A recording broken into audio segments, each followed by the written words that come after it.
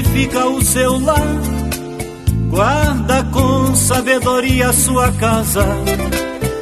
Nas orações ela apresenta sua família, rogando a Deus que guarda e o livra do mal. A mulher sábia pra Deus tem grande valor, pois a família é a primícia do Senhor. Quando ela ora, move o coração de Deus, e Ele responde e atende o seu clamor. Mulher sábia, Deus abençoe e te dê mais inteligência.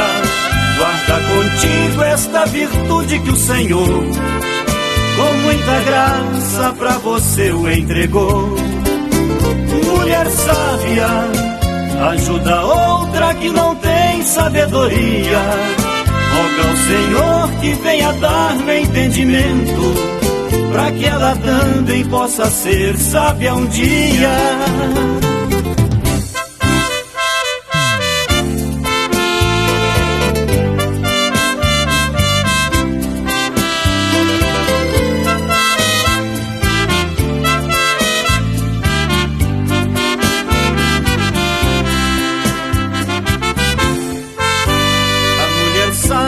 Cuida bem dos seus filhos, pro seu esposo é uma verdadeira amiga.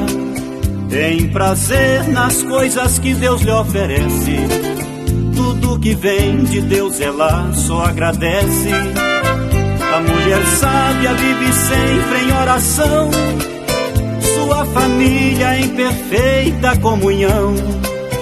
É uma verdadeira serva do Senhor, só tem amor dentro do seu coração.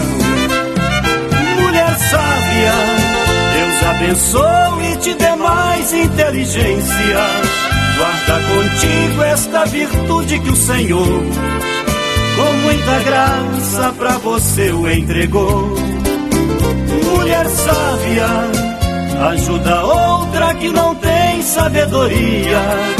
Roga ao Senhor que venha dar-lhe entendimento, pra que ela também possa ser sábia um dia.